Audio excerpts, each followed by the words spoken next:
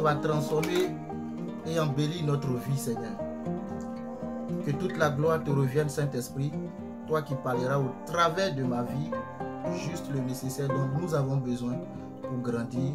Au nom de Christ Jésus que j'ai prié. Amen. Je bénis le Seigneur pour vos vies. Je bénis Dieu pour la vie du pasteur Florence. Amen. Qui tient toujours le bâton de pèlerin. Amen. Qui tient toujours la maison. Amen. C'est une grâce. Ce n'est pas donné. Amen. C'est une grâce. Et aujourd'hui, je vais nous parler de Ruth la Moabite. Amen.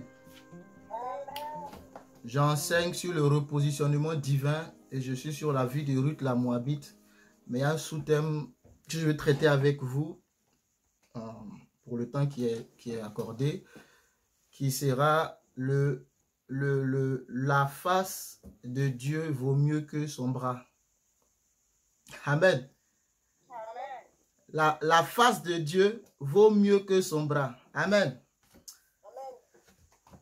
Pour ceux qui ont suivi mes messages précédents, j'ai un peu posé les bases de l'origine de Ruth la Moabite.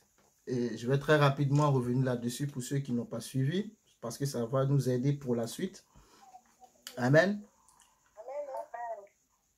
En Matthieu chapitre 1, nous lisons la généalogie de Jésus et nous nous rendons compte à un moment donné qu'on parle de Boaz, on parle de Ruth, qui sont rentrés dans la lignée de Jésus. Amen. J'avais expliqué que Boaz avait pour père Salmon, qui vient de l'union entre Salmon et Rahab, la prostituée, qui est la femme, l'une des deux femmes mentionnées dans Hébreux chapitre 11, les femmes de foi. Amen. Et on va voir que de l'union entre Boaz et Ruth va naître Obed, qui est le grand-père de David. Amen. Et je vais un peu m'attarder sur la vie de Ruth, parce que ça va nous aider à grandir dans notre marche avec le Seigneur ou à ressasser certaines vérités bibliques que souvent nous ignorons ou nous oublions. Amen. Donc, Ruth la Moabite, comme son nom le dit, vient de Moab. Et elle est le fruit de l'union entre l'ivresse de Lot et ses filles dans Genèse 19. Et elle va naître, c'est la Moabite va naître d'elle, de cette union. Et par la suite, Amen, Dieu va interdire ce peuple-là de rentrer dans sa congrégation. Et effectivement, c'est un peuple qui ne doit pas rentrer dans la maison d'Israël. Ils sont interdits. Amen. Et moi, je me suis posé la question, comment une femme interdite de rentrer dans la congrégation de l'Éternel se retrouve à être dans la lignée de Jésus? C'est là que j'ai trouvé la grâce qui est magnifique. Amen. La grâce qui est extraordinaire. La grâce qui nous repositionne. La grâce qui parle mieux pour nous. La grâce qui oublie les sanctions de la loi. La grâce qui fait fi de ce que la loi a dit. Ruth chapitre 1. La Bible dit qu'au temps des juges, il y a eu la famine. Et Elimelech, qui est le mari de Naomi, prend sa famille et il se retrouve chez les Moab. Amen. Il se retrouve chez les Moab parce qu'il fuyait la famine. Ce qui est tout à fait normal, j'ai envie de dire. Ils sont allés dans une terre peut-être là où il y avait à manger et à boire. Comme aujourd'hui on peut le constater. Hein. Beaucoup de nous, de l'Afrique ou même des autres continents qui fuient pour venir en Europe à la recherche du meilleur. À la recherche d'un lendemain meilleur. Parce que peut-être dans ton pays, il y a la famine ou la guerre. Et tu penses qu'en arrivant en Europe ou aux États-Unis, tu trouveras une vie plus épanouie. Mais malheureusement pour Elimelech, son nom veut dire l'Éternel est mon roi. Lui, il arrive chez les Moab. Et les Moab ont pour Dieu Kémosh. C'est un Dieu moche, excusez-moi du terme, c'est comme ça que je l'appelle, le Dieu moche. Parce que c'est un Dieu qui oppresse son peuple. Amen, de la définition de son nom. Donc malheureusement pour lui, Elimelech va mourir. Et ses deux enfants vont aussi mourir. Et Ruth va se retrouver veuve. Elle qui pourtant avec sa famille fuyait la famine, vont mourir. Est-ce qu'ils sont morts de famine? Je ne sais. Mais en tout cas, ils sont morts. Et lorsque elle perd son époux et elle perd ses deux fils, elle décide de retourner à la maison de Dieu, à Bethléem, qui veut dire la maison du pain. Parce que là-bas, elle a appris que de nouveau, Dieu a visité son peuple. Donc, elle retourne avec ses deux belles-filles, Orpa et Ruth. Orpa, bon, elle a trouvé bon à un moment donné de partir. Peut-être que sa belle-mère n'a pas assez insisté, je ne sais. Elle s'est séparée de sa belle-mère. Elle est allée vers ses dieux. Mais Ruth est restée attachée à sa belle-mère. Elle va suivre sa belle-mère et retourner dans une terre étrangère. Parce qu'elle ne connaît pas la Judée, elle ne connaît pas Bethléem. Bethléem qui est la maison du pain. Et si dans la maison du pain, il n'y a pas de pain, je ne sais pas où tu trouveras le pain. Amen. Si dans la boulangerie, il n'y a pas de pain, je ne sais pas où tu trouveras du pain. La Bethléem, c'est la maison du pain. Donc, quand on va à Bethléem, on doit trouver du pain. Mais elle a fui Bethléem. Il est parti plus tôt parce qu'elle est soumise. Les femmes étaient très soumises à leurs époux. Donc, elle est partie. Peut-être qu'elle n'était pas d'accord. Oui ou non, je ne sais, mais elle est partie. Donc, je mets sur le compte de la soumission, elle est partie. Mais en revenant, elle était revenue les mains vides. Et je veux prier que ce ne soit pas ton cas. Amen. Elle est partie avec son époux, elle est partie avec ses enfants, mais elle revient les mains vides. Ni l'époux, ni les enfants. Et le peuple, son peuple la voyant, dit, c'est pas Ruth, pardon, Naomi qui est là. Et elle dit, non, non, non, ne m'appelez plus Naomi. Naomi qui veut dire la gracieuse. En d'autres termes, ne m'appelez plus la grâce parce que j'ai perdu ma grâce. Appelez-moi Mara, je suis maintenant amère. Parce que les circonstances de la vie, souvent, peuvent t'amener à toi-même te donner un nom. Amen. Et voici que cette femme se donne un nom que Dieu ne lui a pas donné. Elle donne un nom en fonction de ce qu'elle a vécu. J'ai vécu l'amertume là-bas en perdant et mon époux et mes deux enfants. Donc, elle refuse de suivre, qu'on l'appelle de nouveau Naomi. Amen. Mais ce n'est pas ce que Dieu a dit. Même si tu as changé ton nom parce que c'est la situation qui le veut, ce n'est pas ce que Dieu veut pour toi. Dieu n'a pas voulu que ton nom soit changé en fonction de ce que tu vis. Le nom que Dieu t'a donné, il reste le même. Alléluia. Ce que Dieu t'a donné comme un nom, accepte-le et ne permet pas aux situations de te donner un nom. Amen. Donc là, je viens te décrire le désert de Ruth, le désert de Naomi. Amen. Ils sont passés par le désert. Le désert, c'est là où on est seul. Là où on a perdu tout ce que nous avons de bon, de meilleur. Avoir un époux, avoir des enfants, c'est extraordinaire. Mais voici qu'elle se retrouve déshabillée de ce qu'elle avait de plus cher. Elle retourne à la maison du pain. Le nom de Ruth veut dire amitié. Je donne la définition parce que je pense qu'il n'y a pas de hasard. Hein. Son nom veut dire amitié. Son nom veut dire une amie. Donc l'ami s'est attaché à sa belle-mère. L'ami ne s'est pas détaché. Amen. L'ami est resté accroché. Ruth aussi était devenue veuve. Deux veuves qui se suivent, qui consolent l'autre. Amen. Mais Ruth a pris soin de rester à côté de sa belle-mère, de ne pas l'abandonner. De ne pas l'abandonner, de marcher avec elle, de l'épauler. Parce qu'elle sait, en fait, les deux se comprennent. Amen. Les deux se comprennent. Tu as perdu ton époux, j'ai perdu mon époux. On se comprend. Quand on parle, on se comprend. On comprend la peine, on comprend la douleur. On comprend la séparation. On comprend ce qui se passe en fait. Mais celui qui est toujours marié ne peut pas comprendre l'autre qui a perdu. Tu vas le consoler juste, mais tu ne peux pas comprendre. Par contre, Ruth comprend. Elle sait que je ne peux pas abandonner ma belle-mère Naomi. Je comprends sa détresse. Je comprends sa souffrance. Elle encore pire. Elle a perdu un époux. Elle a perdu 2 enfants. Ce n'est pas pour moi le moment de l'abandonner. Je suis une amie pour elle. Amen. Je suis une amie pour elle. La Bible dit que l'ami aime en tout temps. L'ami n'abandonne pas. L'ami est prêt à donner sa vie. Alléluia.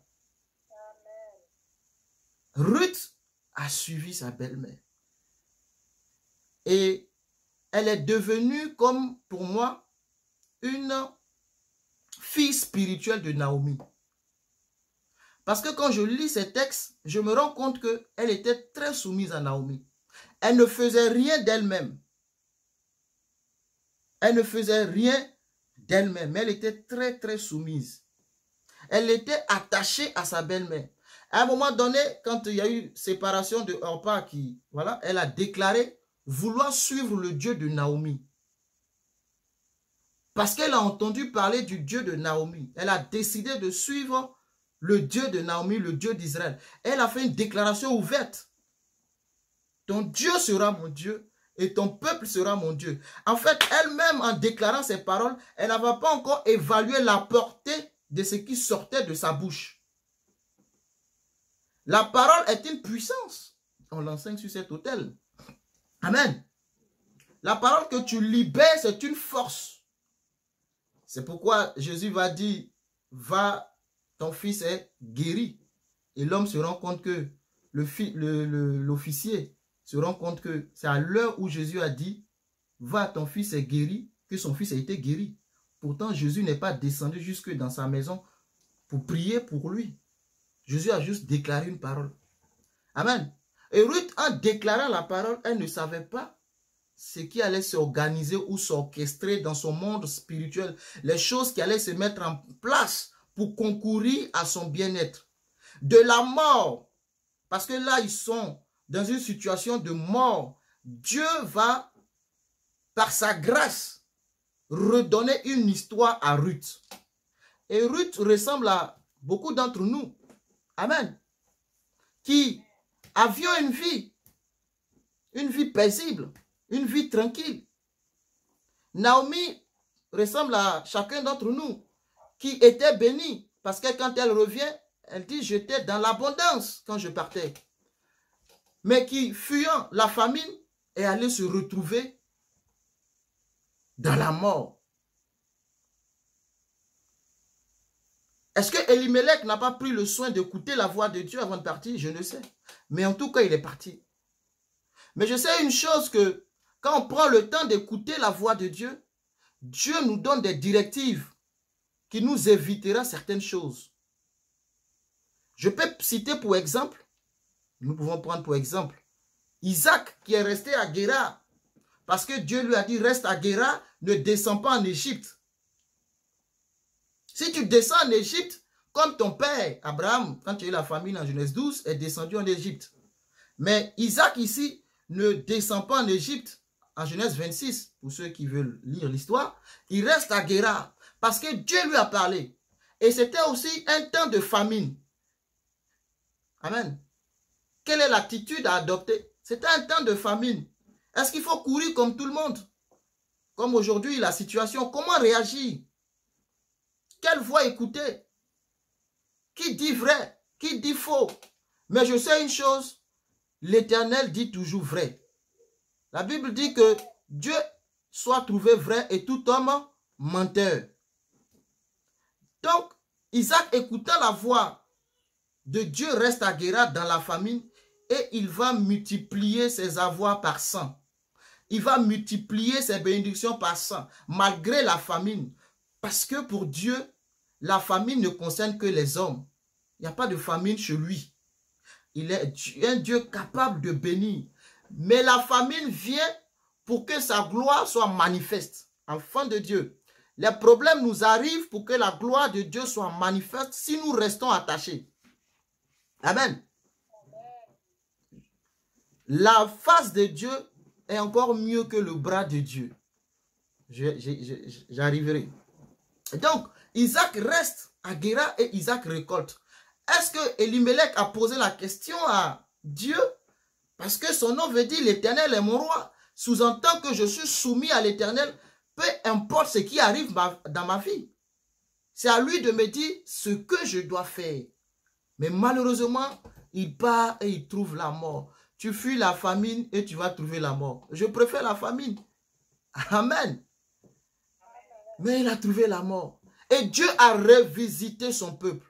Que Dieu te revisite encore. Que Dieu te revisite à nouveau. Là où la famine pointe le nez, je veux prier que Dieu revisite ta vie. Si tu as manqué la farine, Dieu est capable de te restaurer, de restaurer ta vie. Amen. Donc, Naomi revient parce qu'elle veut manger de nouveau du pain. Et Ruth reste attachée. Ruth est restée attachée à Naomi. Ruth, pourquoi tu ne vas pas te marier? Pourquoi tu ne restes pas chez les Moab pour te marier? Ruth dit non, je ne reste pas chez les Moab parce que j'ai reçu l'enseignement dans cette famille dans laquelle je suis rentré. Je suis rentré dans cette famille et j'ai reçu des enseignements d'un autre Dieu. Ce Dieu, on m'a appris beaucoup de choses de lui. On m'a appris que c'est l'Éternel, le Dieu Tout-Puissant. Et j'ai entendu ma belle-mère dire qu'il y a de nouveau à manger là-bas. Donc je préfère suivre le Dieu qui visite son peuple que de rester à Moab sous la domination de Kémosh.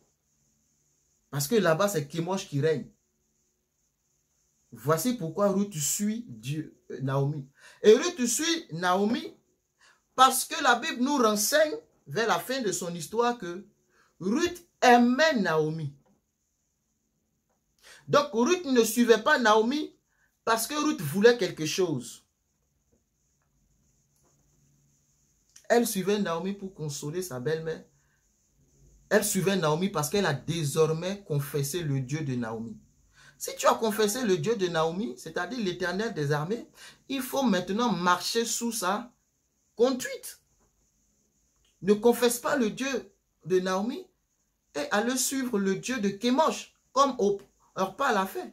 Continuez à retourner dans ses idolâtries, dans ses adorations, dans ses fétiches. Tu as confessé l'Éternel. Amen.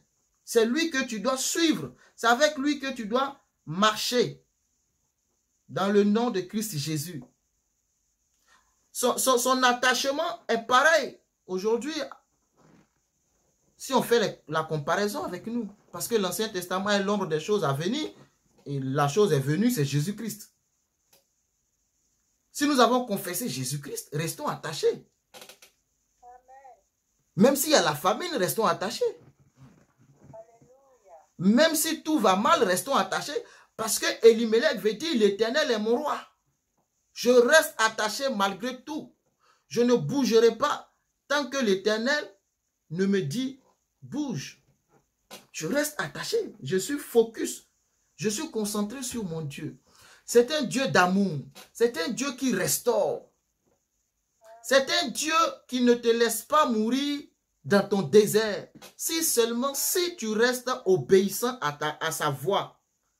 Si tu demeures en lui, lui demeure en toi. Amen. Si tu gardes ses commandements, il prend soin de toi.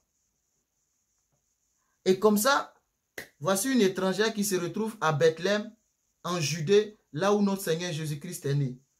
Et comme c'est une fille soumise à sa belle-mère, qui est pour moi sa maman spirituelle, parce que le père n'est plus, donc c'est elle qui doit prendre la responsabilité de l'encadrer.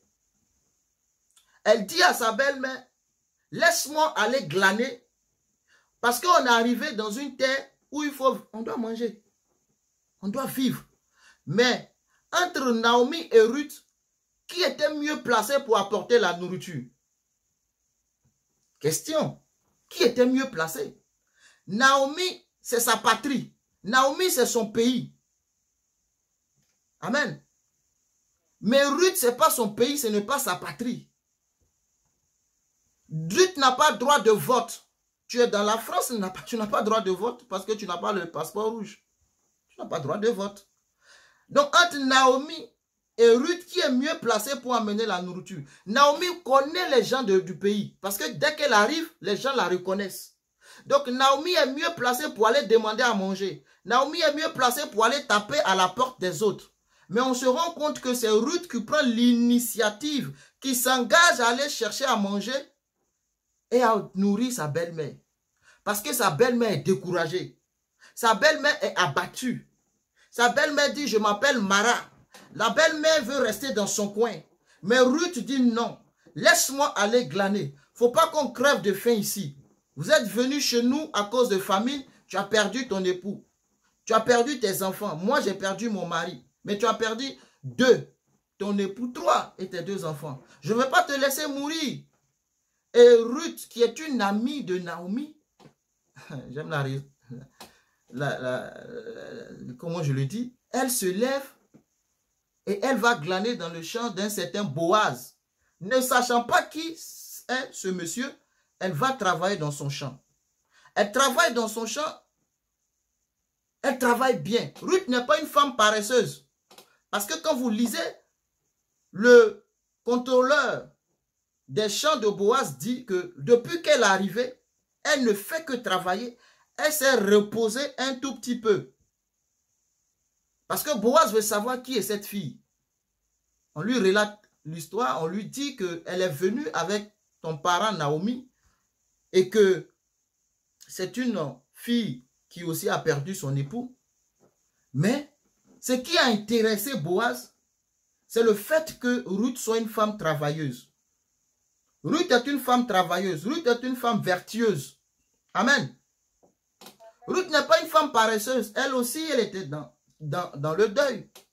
Elle aussi, elle a pleuré un époux.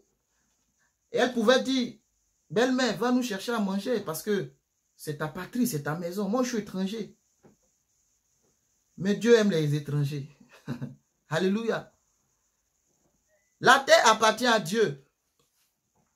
Dieu n'est pas étranger sur la terre. Elle va glaner. Elle rend un bon témoignage par son comportement dans le champ de Boaz. Quel comportement tu as dans ta société, là où tu travailles? Ton patron peut-il dire de bonnes choses sur toi? Enfant de Dieu, notre marche dans la société est très importante. Notre style de vie, notre manière d'être, c'est très important. Parce que ça ouvre aussi les portes. Et ça élève. Alléluia. Ruth s'est bien comportée. Et Boaz a trouvé en elle une femme qui travaille. Une femme qui travaille bien. Quand tu travailles bien, le patron aime ton affaire. La grâce de Dieu n'exclut pas le travail. La grâce de Dieu n'exclut pas la sueur. Non, la grâce de Dieu n'exclut pas. Mais la grâce de Dieu, comme le nom, sa définition, favorise. Voilà, favorise. Rend accessible. Ouvre les portes là où on ne peut pas rentrer normalement parce qu'on est moabite et on est maudite. On n'a pas accès. Mais la grâce de Dieu ouvre les accès et nous laisse maintenant le libre arbitre de travailler ou de ne pas travailler. Amen. La grâce de Dieu lui a ouvert la maison d'Israël. Elle est rentrée dans les champs de Boaz. À elle maintenant de montrer si c'est une femme paresseuse ou c'est une femme travailleuse. Mais Ruth sait d'où elle vient. Elle a décidé de travailler et elle a travaillé. Amen. Elle a travaillé et elle a été remarquée. Et quand elle est remarquée, Boaz vient vers elle. Et je vais te lire cette portion-là, parce que c'est important pour moi et pour nous tous. Boaz lui dit, dans Ruth chapitre 2, au verset 10, je vais lire au verset 8 à 10. Boaz dit à Ruth, écoute ma fille, ne va pas glaner dans un autre champ, ne t'éloigne pas d'ici et reste avec mes servantes. Parce qu'il a entendu un bon témoignage de Ruth. Et quand tu as un bon témoignage, C'est très important de l'avoir d'ailleurs. Boaz, je fais une parenthèse, c'est un homme riche, c'est un homme puissant. On le voit dans le texte. C'est un homme d'affaires, en fait. C'est un homme qui gère les affaires. Donc, les hommes d'affaires ne sont pas là pour regarder seulement ton bon nez. Ils sont là parce que tu leur rapportes quelque chose. En fait, tu es là dans leur société parce que tu leur rapportes quelque chose. Ils ne sont pas là seulement pour voir tes beaux yeux. Le jour où tu ne rapportes rien, la porte est ouverte pour toi. Amen. Amen. Oui, la porte est ouverte, grandement ouverte pour toi. On va te remercier parce que tu n'es plus rentable. Boaz, c'est un homme d'affaires. Tu peux le lire hein, par la suite. C'est un homme d'affaires. Il fait des affaires. Il dit, mais il y a la grâce de Dieu qui est dans la vie de cette jeune fille. Il dit maintenant, ne travaille plus dans un autre champ, ne va plus travailler dans une autre compagnie, ne va plus dans une autre société. J'ai trouvé quelqu'un qui fait mon affaire. Reste dans mon champ et travaille. Regarde où l'homme moissonne dans le champ et va après elle. J'ai défendu à mes serviteurs de te toucher. Et quand tu auras soif, tu iras au vase et tu boiras de ce que les serviteurs auront puisé. Maintenant, Ruth sait où elle peut boire. Ça commence bien. Amen. Dieu l'a connecté à un homme qui lui ouvre son puits, son réservoir. Alléluia. Comme cette femme samaritaine, Jésus lui a dit, si tu sais le don de Dieu et celui qui te dit, donne-moi à boire, tu aurais toi-même puisé de l'eau rapidement pour courir vers lui. Amen. Parce que moi, j'ai l'eau en moi. Quand tu bois de cette eau, plus jamais tu n'auras soif. Le bras de Dieu est mieux que la face de Dieu est mieux que le bras de Dieu. Le bras de Dieu est tendu vers toi. Le bras de Dieu, c'est, pour moi, le bras de Dieu, comment le dire? Dieu te tend son bras et te sauve. Amen. Quand un sauveur vient, l'enfant, en Algérie, non, il y a un petit garçon de 5 ans qui est tombé dans le puits. Malheureusement, il a succombé après. Et vous voyez, quand on vient le sauver, on tend le bras. Ça, c'est le bras pour te sauver. Amen. Mais malheureusement pour lui, il est décédé. Mais s'il était resté en vie, les sauveurs, ceux qui sont venus le sauver, ils l'ont sauvé. Mais rien ne dit que l'enfant va suivre ces sauveurs-là. Amen. C'est ça le bras de Dieu. Le bras de Dieu vient pour te sauver. Le bras de Dieu vient pour te nourrir. Quand tu as faim, il te donne à manger. Mais tu ne vois pas la face de Dieu. Alors que quand c'est la face de Dieu, tu as les bras, tu as les pieds, tu as les yeux, tu as le dos, tu as l'entier en fait. Entre le bras de Dieu et la face de Dieu, accepte la face de Dieu. Amen. Parce que la face de Dieu, c'est la dimension de l'épouse et de l'époux. Le bras de Dieu, c'est la dimension de l'enfant, où le père donne. Papa donne, il donne. Papa donne, il donne. Maman donne. Mais dans le secret, tu ne sais pas comment papa et maman font pour te donner. Mais quand tu rentres dans la dimension de l'épouse, on nous enseignait par Pasteur Blaise de grandir spirituellement, d'accepter la nourriture solide. Amen. Donc, soyons des époux. Quand tu rentres dans la dimension d'épouse, tu vois dans le lieu très saint. Là maintenant, le père ou l'époux, dans la nuit, les hommes disent la nuit porte conseil, mais je ne pense pas que c'est la nuit elle-même qui donne des conseils, mais c'est celui auprès de qui tu as couché qui donne conseil. Alléluia. Donc, le père ou la mère va ouvrir son cœur parce que vous êtes mariés et va t'exposer certaines choses qu'il ne peut pas dire aux enfants. Peut-être qu'il a pris un crédit bancaire qu'il donne, mais il ne peut pas le dire aux enfants. Peut-être qu'il s'est engagé dans des choses, mais il ne peut pas le dire aux enfants. Mais il peut partager cette peine ou cette souffrance avec l'époux. Alléluia. Le bras de Dieu, le bras de Dieu est très bon. C'est tout ce que nous demandons, Dieu donne. Mais Dieu veut mieux. La face de Dieu. Et cette face de Dieu aujourd'hui, elle est accessible. Comment? Par Jésus-Christ qui a déchiré le voile, qui nous laisse maintenant accéder dans le lieu très saint. C'est là que se trouve la face de Dieu. C'est là que se trouve cette présence. Quand vous voyez bien le tabernacle, comme ça a été bien expliqué ici, vous voyez que cette partie-là n'est pas éclairée par la lumière du jour. Alléluia. C'est cette partie-là qu'il faut entrer. Et le souverain sacrificateur rentre là-bas. Mais aujourd'hui, nous sommes tous des sacrificateurs. Et nous devons rentrer là-bas. Nous sommes les fils de Dieu. Nous avons un libre accès devant le trône de la grâce. C'est ce que dit Paul. Nous avons un libre accès. Parce que nous sommes grands. Nous sommes matures. Nous avons la responsabilité. Nous pouvons comprendre le besoin du Père. Alléluia. C'est ça, grandir. C'est ça, grandir.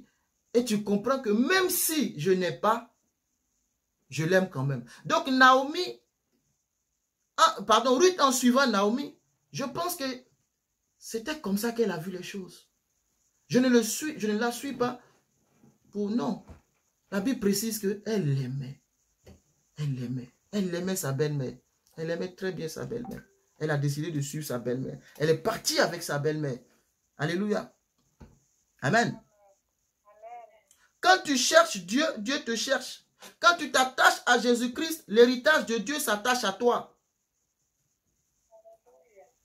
C'est juste dire Matthieu 6, 32, 33. Quand tu t'attaches, parce qu'il y a le premier pas, c'est de te sauver. Mais il veut t'emmener dans sa gloire. Pour que tu vois face à face, que tu sois dans sa présence continue, que tu sois le prolongement de ses mains, que tu sois un vase entre ses mains. Tu ne pleures plus parce que tu n'as pas à manger. Tu ne pleures plus parce que la vie te montre des choses. Non. Non, tu ne pleures plus. Et au verset 10, alors elle tomba sur sa face et se prosterna contre terre et elle lui dit, comment ai-je trouvé grâce à tes yeux, moi qui suis, pour que tu t'intéresses à moi qui suis une femme étrangère. Voici Ruth, une femme qui connaît sa position. Je suis étrangère, je n'ai pas droit. Mais comment est-ce que je peux trouver une telle grâce devant toi, Boaz, un grand homme? Comment? Elle sait d'où elle vient. C'est la grâce qu'elle utilise elle-même, le mot grâce. Comment j'ai fait? Mais justement, tu n'as rien fait, Ruth. Tu as accepté simplement de suivre ta belle-mère, Naomi. C'est ça la grâce. Tu n'as rien fait, tu as juste accepté de suivre Jésus-Christ. Qu'est-ce que tu as fait? Je n'ai rien fait. J'ai accepté Jésus. J'ai suivi Jésus. Et Jésus m'a introduit dans la présence du Père. Et je suis maintenant héritier des promesses du Père. J'ai suivi Naomi. Je n'ai rien fait.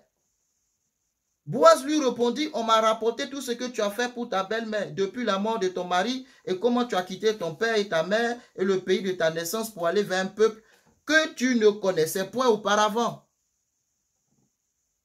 L'attachement, c'est juste ça qui a conduit Ruth à rester attachée.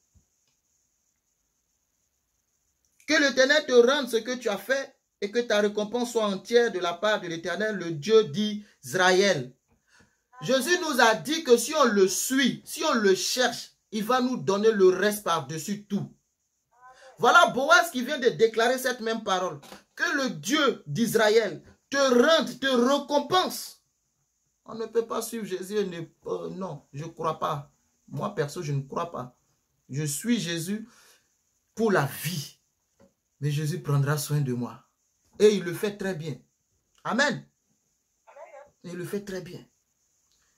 Toi, reste dans la dimension de l'épouse. L'épouse comprend l'époux. L'époux aussi comprend l'épouse. Les deux se comprennent parce que les deux sont veuves. Amen. L'époux sait que c'est chaud. C'est les deux qui savent dans le secret quand les enfants dorment. C'est les deux qui savent. Souvent même il y a des histoires entre eux, mais c'est entre eux. Les enfants sont au courant de rien. Ils protègent les enfants. C'est ça, grandir. Mais dehors, l'épouse sourit comme si de rien n'était à son époux. Chérie, ça va? Un beau couple. Et souvent, tu les vois, tu les envies. Un très beau couple. Mais à la maison, il se dit certaines vérités. Dieu va te dire certaines vérités. Oui, qui font mal, ces vérités-là. Elle dit, oh, que je trouve grâce à tes yeux, mon Seigneur, car tu m'as consolé et tu m'as parlé au cœur de ta servante. Donc, voyez-vous, ici, Ruth commence à manifester. Elle est rentrée, elle a fait un pas de plus par le témoignage de sa vie. Par le témoignage, la grâce n'exclut pas le bon témoignage de ta vie. Et elle continue, après la conversation, elle a continué de travailler dans le champ. Et Boaz lui a dit, désormais, mange avec moi. La femme étrangère qui arrive dans une nation, la première rencontre qu'elle fait, c'est un homme de destinée. C'est une personne qui est capable de lui ouvrir des portes. C'est ça la faveur de Dieu, c'est ça la grâce de Dieu. C'est de te mettre en connexion avec des personnes qui vont favoriser ta destinée. C'est de te mettre en connexion avec des personnes qui vont t'aider à grandir, qui vont t'aider à réaliser tes affaires, qui vont t'aider à réaliser ton ministère, qui vont t'aider à avancer. Amen.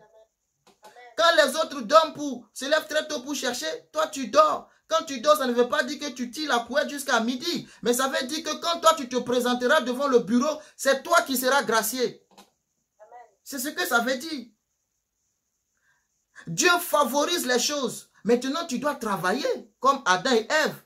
Dans le jardin, tu dois cultiver. Tu dois faire quoi? Cultiver. Dieu n'aime pas la médiocrité. Je vais te dire ça. Dieu est un Dieu ordonné, lit la Bible. Il aime les choses bien faites. Quand il demande d'ailleurs des choses, regardez les précisions avec lesquelles il les demande. Il est dans les détails. Il aime les choses bien faites. Il dira, tu mettras ceci là. Tu placeras ça ici. C'est ça Dieu. Dieu aime ce qui est beau. Parce que tout ce qu'il a créé est beau et agréable. Tous les fruits dans le jardin étaient beaux et agréables. C'est d'ailleurs pour ça que la femme a regardé, elle a vu que c'était beau et agréable. D'où à manger. Tout ce que Dieu a créé, c'est beau, c'est agréable. Donc quand tu es enfant de Dieu, tu n'es pas un homme paresseux, une femme paresseuse. Tu n'es pas quelqu'un qui aime la facilité, ce n'est pas ce que ça veut dire. Mais tu es quelqu'un qui fonctionne dans la grâce et Dieu favorise le couloir de ta destinée. Et il te connecte à des personnes qui vont ouvrir les robinets pour toi. Mais quand l'eau coulera, à toi de mettre les seaux. C'est pas à Élisée, pardon, c'est pas à Élie de mettre les seaux. C'est pas à Élie d'aller chercher les vases. Non, non, non, non. La grâce est atterrie dans ta maison, madame. Va chercher les vases chez les voisins. Comprends ta responsabilité dans la grâce. Amen. Et nous sommes dans le temps de la grâce. Nous sommes dans le temps de la grâce. Et je m'en vais pour terminer. Amen. Je ne vais pas rentrer dans les détails. Non, non. Ça va prendre du temps. Donc, Naomi est la mère spirituelle de Ruth. Et Naomi connaît les codes. Je vous ai inventé, j'ai dit, connaissons les codes. Naomi connaît les codes. Vu que Ruth est revenue avec la nourriture, Ruth a nourri Naomi. Naomi n'est pas morte de faim. Naomi dit quoi? Au chapitre 3, Naomi, la belle-mère de Ruth, lui dit, ma fille, je voudrais assurer ton repos afin que tu fusses heureuse. Waouh! Elle est assise là, elle dit, waouh, quelle belle fille. Elle m'a suivi. Je sais que je m'en irai. Je suis vieille, mais il faut que je fasse quelque chose pour cette jeune fille-là. Je ne veux pas la laisser veuve. Je ne veux pas la laisser dans sa situation où elle va seulement recevoir le bras de l'Éternel. Mais je veux la connecter. C'est ce que Jésus fait. Je veux la connecter au trône de la grâce. Maintenant, il faut qu'elle ait un libre accès. Elle cherche le repos pour sa belle-fille. Jésus-Christ t'a donné le repos. Jésus-Christ nous a donné le repos. Jésus-Christ n'est pas venu nous tirer du puits et nous dire, va te débrouiller. C'est pas ce que Jésus-Christ a fait. Il nous a tirés du puits, mais il nous a ouvert l'accès devant le trône de la grâce. Pour que chacun de nous, par sa foi, aille piocher ce qu'il veut. Le reste, c'est une question de foi. La foi pour manifester le règne de Dieu sur terre. Le reste, C'est une question de foi. Mais en chacun de nous, la grâce a été faite. Parce que la grâce, c'est Jésus-Christ lui-même. Maintenant, d'un individu à un autre, tu diras, mais lui, il reçoit plus que moi, mon cher ami. Va avec la foi que tu as. Va avec la foi que tu as. On a étudié, Caleb a dit, donne-moi la montagne. Dis à Dieu, je veux ma montagne aussi, même s'il y a des fils d'Anak dessus. Mais quand toi, tu regardes les fils d'Anak, tu dis, je ne veux pas la montagne. Moi, je veux une montagne sans fils d'Anak, sans adversaire, sans ennemi. Et Dieu est assis là, il rigole. Naomi va aider sa belle-fille. Elle lui dit ce qu'il faut faire. Boaz va aller manger, se coucher, va te coucher à ses pieds. C'est les coachs. Écoute celui ou celle qui est à tes côtés. Si c'est ton père spirituel, ton leader, ton mentor, si tu crois en lui, que Dieu lui parle, écoute la voix qui sort de sa bouche. Écoute-le. Il va te guider, va t'aider. Naomi aide sa belle-fille. Elle veut connecter sa belle-fille à la bénédiction. Amen. Elle ne veut pas seulement qu'il... Attendez, tu vas aller tous les jours travailler, ramener. Travailler, ramener. Écoute, c'est mieux que tu demeures là-bas. Je parle à quelqu'un. Tu vas aller souffrir pour revenir. Au lieu de chercher ce qui est dans le champ là, cherche, on va prendre le propriétaire du champ lui-même. Si on a le propriétaire du champ dans notre camp, on a tout. Si tu as la face de Dieu avec toi, tu as les bras de Dieu.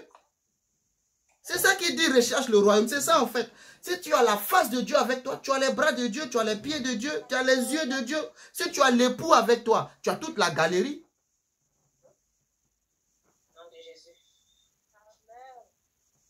Le milliardaire français, comment il s'appelle? Lui qui a LVMH. Vous pensez que son épouse là, elle va acheter parfum comme toi à Sephora? Elle fait la queue pour aller acheter parfum? Non. Le propriétaire de tout ça, c'est mon époux. Ça vient chez moi à la maison. Ça me trouve à la maison. Parce que je vois la face de mon époux. La nuit, je dis, chérie, je veux le parfum, le nouveau qui vient de sortir là. Je le veux. Et puis, ça va venir. Mais le propriétaire peut te faire un don de passage. Oh, madame, je vous donne un parfum. Je vous offre un parfum. Ça, c'est du passage. Mais ça va finir le parfum. Alléluia. Ça va finir. Ruth, Naomi dit à Ruth, lisez, je ne vais pas lire, mais il dit, mais oins-toi, oins-toi. C'est l'onction que tu dégages qui attire. Oins-toi, mets l'onction, mets le parfum là, mets. Quand il va sentir, oins-toi. Il a dormi, il se réveille la nuit, il voit la jeune fille. C'est qui? C'est moi, Ruth. Tu fais quoi ici? Elle dit quoi? Couvre-moi. Couvre-moi, il y a un enseignement profond. Mais le temps me manque. Mais c'est, quand il dit couvre-moi, elle est en train de demander quelque chose. Couvre-moi, ce n'est pas qu'ils ont couché ensemble. Hein, non. Non, non, non. Ils n'ont rien fait. Ils n'ont rien fait du tout. Parce qu'ils connaissent les principes. Ils n'ont rien fait du tout. Couvre-moi. Et Boaz va dire, je sais que il y a un droit de rachat. Parce qu'en Israël, Deutéronome 25, quand une femme meurt, le frère prend, il y a ce qu'on appelle un droit de rachat. Et il va dire, il y a un droit de rachat sur vous. Voyez? Mais je ne suis pas le parent le plus proche. Parce qu'il faut le parent le plus proche. Et le parent le plus proche, ce n'est pas moi, c'est un autre homme. La Bible n'a pas dit son nom. Mais cet homme-là, Boaz va aller le rencontrer. Parce que Boaz a vu en Naomi des capacités. Il veut. Donc il va rencontrer Naomi en lui disant que voici la situation. C'est toi normalement qui es mieux placé parce que tu es le parent le plus proche. Mais si tu ne veux pas, en tout cas moi je suis là. Hey, Boaz, get Ruth. Le parent le plus proche doit prendre les champs parce que Naomi veut vendre. Elle ne peut pas vendre son champ à un étranger. C'est proscrit dans la loi de Moïse. Vous voyez un peu comment les Juifs se comportent, non? Ce n'est pas anodin. Il faut le vendre à une personne de la famille. Mais le parent le plus proche, et c'est cet homme-là, la Bible ne mentionne pas son nom. Bon, pour raccourcir, parce qu'il a refusé au départ, il a accepté au départ et après il s'est rendu compte qu'en prenant les champs, en prenant le droit de rachat, il faut aussi prendre la femme. Et lui dit, moi je veux, si c'est une histoire de prendre les champs et la femme, moi je ne veux pas la femme. Boaz dit, dans son cœur, il sourit, il dit, voilà, c'est ce que je voulais. Et Boaz maintenant devient le second parent le plus proche de Naomi. Et Boaz vient de la relation entre Salmon et Rahab. Donc lui, il accepte et il prend, il fait le droit d'achat, il prend Naomi et il y a le mariage de Naomi qui se passe. Amen. Et le mariage de Naomi se passe. Il prend pour femme Ruth, pardon, le mariage de Ruth qui se passe. Et le peuple de Boaz va bénir l'étrangère, la maudite. Celle qui était interdite dans la congrégation, le même peuple d'Israël va la bénir. C'est parce que Jésus-Christ, c'est ce qu'il a fait pour nous. Nous étions étrangers, égarés. Il nous a mariés. Nous n'avions pas de droit. Il nous a réconciliés. Amen. Le verset 11 du chapitre 4. Tout le peuple qui était à la porte et les anciens dit, nous en sommes témoins, que l'Éternel rende la femme qui entre dans ta maison semblable à Rachel et à Léa. Virgule. Semblable à Rachel et à Léa, pourquoi? Parce que Léa était une femme de Jacob, mais Jacob n'aimait pas Léa. Suis-moi. Mais Léa était féconde. Léa, quand il la touche, elle fait enfant. Elle était très féconde. Rachel était une femme de Jacob aussi, mais elle était stérile, mais très belle femme. Mais Jacob l'aimait beaucoup. La Bible dit, d'ailleurs, c'est pour ça qu'il a travaillé 14 ans. Jacob aimait Rachel. La dot de Rachel a coûté 14 ans de travail.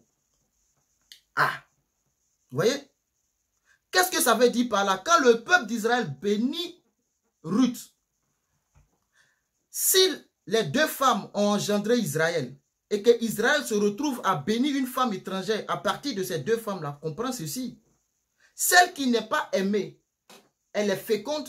Celle qui est aimée est stérile. Donc, si on réunit les deux femmes, Ruth devient une femme féconde et aimée de son époux. Amen.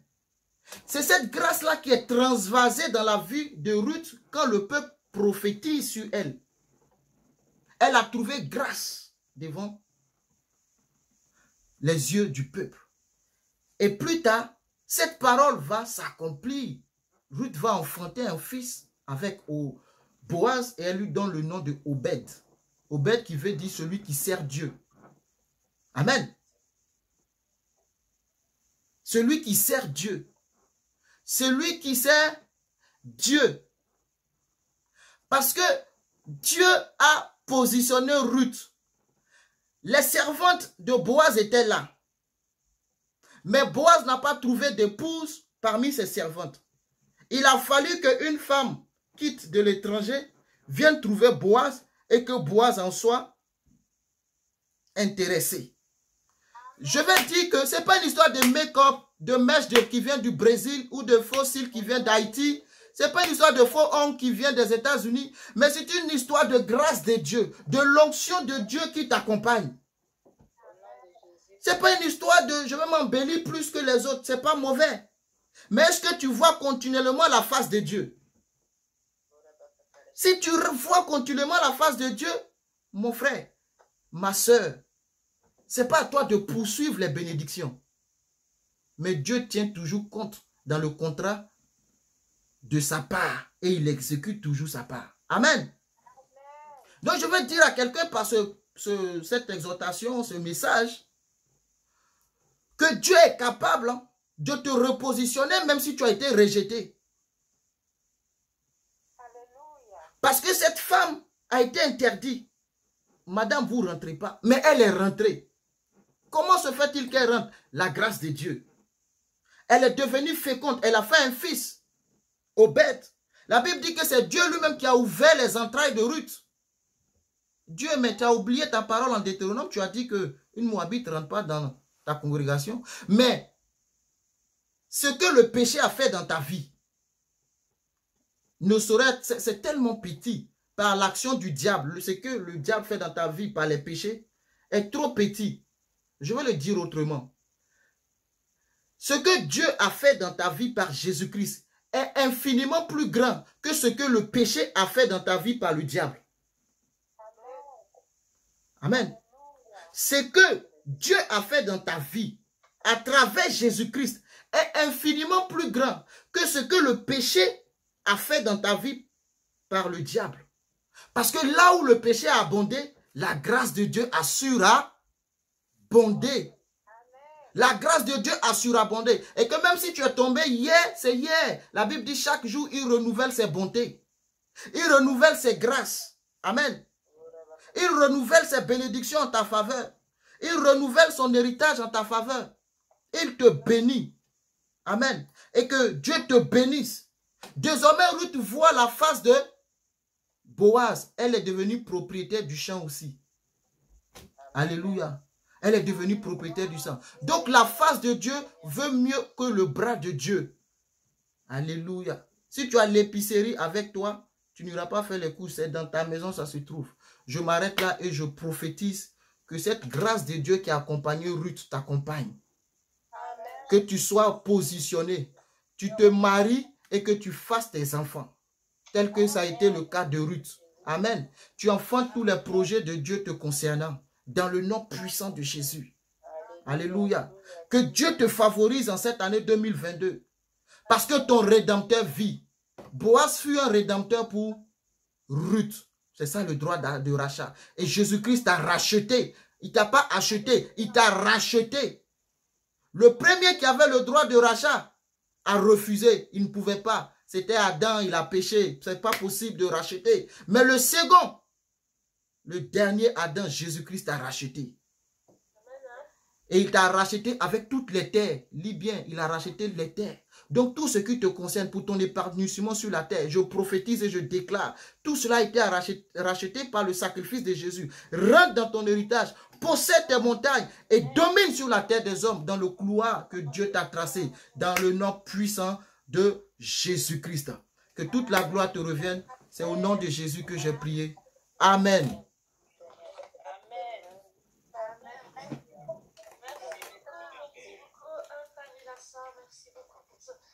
Message puissant et très encourageant. Merci pour avoir dit tant de choses en très peu de temps. Amen. Gloire à Dieu. Amen. C'est pas facile, mais c'était vraiment un excellent,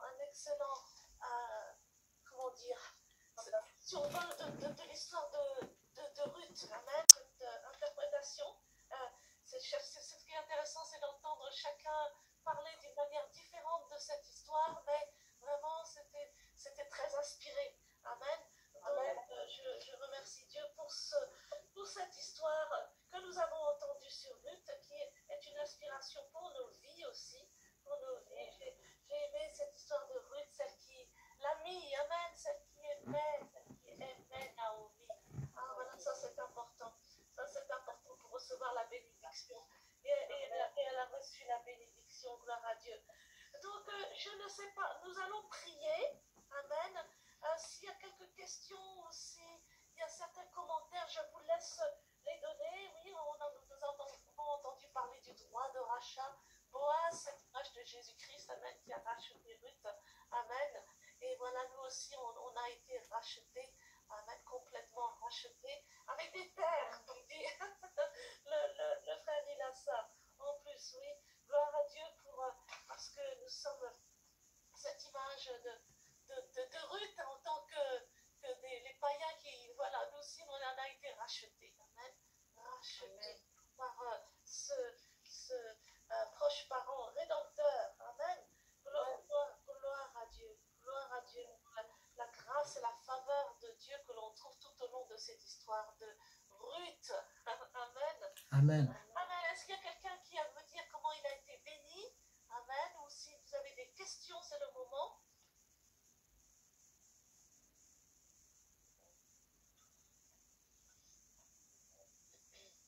Amen. Oui, sœur Patricia. Sœur Marie-Josée. Non, c'est pas moi. Excusez-moi. Pardon. Oui, alors c'est très beau chez moi. J'ai beaucoup aimé la façon dont le frère a transposé notre rachat, Oui. notre rachat à nous par le sang du Christ, avec le rachat de Ruth. Oui. J'ai vraiment beaucoup aimé. Là, pour moi, c'est une révélation. Je n'avais pas encore été jusque-là. dans l'histoire de Ruth, on nous dit bien que Boaz était celui qui avait le droit de rachat sur Ruth en tant que proche parent de son défunt beau-père. Mais quant à voir les deux, quant à voir le rachat de Ruth et le nôtre par le Seigneur, je n'avais pas encore vu cette liaison, cette connexion. Donc, merci frère vraiment pour la profondeur du message. Gloire à Jésus. Jésus, notre Amen. proche parent aussi, lui qui était homme aussi, qui nous a rachetés. Amen. Et oui, c'est vrai qu'il y avait de la profondeur parce que pour nous, c'est vraiment une grande révélation de savoir que nous sommes rachetés. Gloire à Dieu. Est-ce que quelqu'un d'autre voudrait dire quelque chose par rapport à ce qu'il a entendu, vous poser quelques questions? J'ai aimé la dimension de l'époux et l'épouse. Amen. La face de Dieu et le bras de Dieu. Amen. Vous avez été bénis par cela. Amen. Et vous Oui. Amen.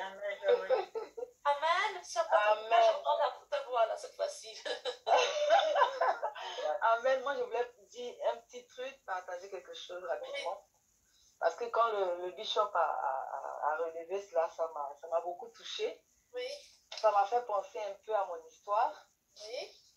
Et voilà, c'est un peu là où je travaille. En fait, je dirais, je comprends que c'est la grâce, en fait. C'est la grâce. Parce que, comme il disait, parce que je ne suis pas encore régularisée. Mais Dieu m'a fait grâce de travailler parce que le patron, il est venu à chaque fois qu'il venait, il voyait que je travaillais bien. Mais moi, je ne savais pas que c'était lui le patron. C'est-à-dire que je voyais quelqu'un qui rentrait, qui vérifiait et tout ça. Ça va, madame? J'ai dit oui, monsieur, ça va. Ça va? J'ai dit oui, monsieur, ça va. Il dit c'est bien, continuez comme ça, courage. Pourtant, c'était le grand patron, mais sans que moi je ne le sache. Et c'est après que j'ai demandé aux gens, mais le monsieur qui vient ici tous les jours, c'est qui? Et puis le chef a dit, ça c'est à lui qu'appartient la société, c'est le grand patron. J'ai dit, ah bon? Il dit oui. Et quand la dame avec qui j'ai commencé à travailler voulait que j'arrête, le monsieur, il a voulu me garder. Donc, il a dit à la dame, mais je l'ai gardé. Puis, il est venu me voir. Il dit, mais moi, je vais te garder. Ta patronne veut qu'on arrête. Puis, je lui ai dit, ah. Il dit, j'apprécie ton travail. Je lui ai dit, vous appréciez mon travail, merci beaucoup. Mais il faut que je vous dise la vérité. Moi, je ne suis pas régularisée. Et que j'ai été franche avec lui. Je lui ai dit la vérité. Et ça l'a touché. Il m'a dit, il n'y a pas de problème. Moi, je vais t'aider pour que tu sois régularisée. Amen. Il m'a donné la promesse d'embauche que j'ai déposée aujourd'hui, que j'ai déposée qui est à la préfecture. Donc, ça m'a touché parce que voilà, ça ressemble un peu à mon histoire. Oui. Et je dis merci Seigneur, parce que quand la grâce te rejoint, tu ne mérites pas, mais par la grâce, Dieu te donne quelque chose. Donc, vraiment, ça m'a beaucoup aidé. Amen. C'est une belle histoire aussi, l'histoire de Patricia. C'est comme l'histoire de Ruth. Amen. L'histoire de Ruth. Gloire à Dieu. Amen. Amen. D'autres personnes aimeraient parler un petit peu de la face de Dieu, le bras de Dieu. Amen.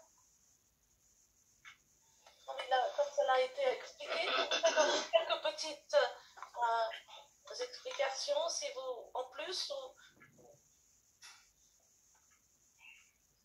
Amen. Et vous avez bien compris que si on a Boaz tout entier, on a plus que le, voilà, on a plus que le champ. Voilà. Donc, gloire à Dieu. L'église, pareil. Amen. C'est pareil. Et c'est ce qu'Esther avait compris d'ailleurs aussi, que si elle a la faveur du roi, elle a plus que la moitié du royaume même. Amen. Amen. Donc, oui, nous avons, voilà, quand nous avons cette relation avec Dieu, d'époux à épouse, amen, c'est une autre relation que de juste demander, amen. Quand nous l'aimons, le reste va suivre. Quand nous le mettons en première position, amen, c'est comme il a été mentionné, je crois que c'est Matthieu 6, 33. Voilà, si le royaume de Dieu est notre priorité, si nous mettons l'époux en première position, tout le reste va suivre, obligatoirement. Amen. Gloire à Dieu. Gloire à Dieu. Amen. Un ou d'autres commentaires, un ou deux commentaires, et nous allons passer à la prière.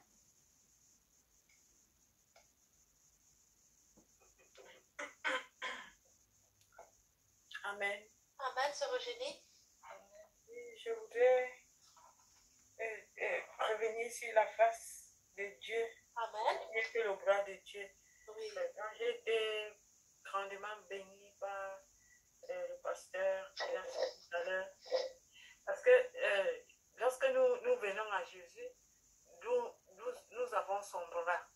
Et lorsque si j'ai bien compris, c'est lorsque nous commençons à chercher vraiment sa face que nous obtenons la grâce. Amen. Amen. Bien dit. Amen. Amen. Quand nous cherchons sa face, nous obtenons la grâce. Amen. Gloire à Dieu. Gloire à Dieu. Amen. Ah oui, sûrement. Sûrement. Amen. C'est très beau. C'est très, très beau. Amen. Voilà, donc je demanderai donc au frère Ilassa de nous conduire dans quelques points de prière et de ne pas oublier la guérison en particulier. Nous allons prier aujourd'hui pour la sœur Marie-Josée. Amen. Je ne sais pas si certains ont entendu son témoignage alors que nous apprêtions à commencer la réunion. Voilà, par les difficultés par lesquelles elle passe. Et je sais que Dieu a déjà commencé parce que je sais que la sœur Marie-Josée va recevoir, puisqu'elle regarde à sa face, elle va recevoir la grâce de Dieu. Amen. Elle a la grâce de Dieu déjà parce que c'est une femme qui aime le Seigneur Jésus de tout son cœur et nous savons qu'elle va recevoir aussi en même temps la guérison. Amen. Donc, frère ça, pendant 20 minutes, je te demande de nous conduire dans des points de prière, mais aussi ce point de prière-là important. On peut commencer par la sœur Marie-Josée, si ça ne te dérange pas.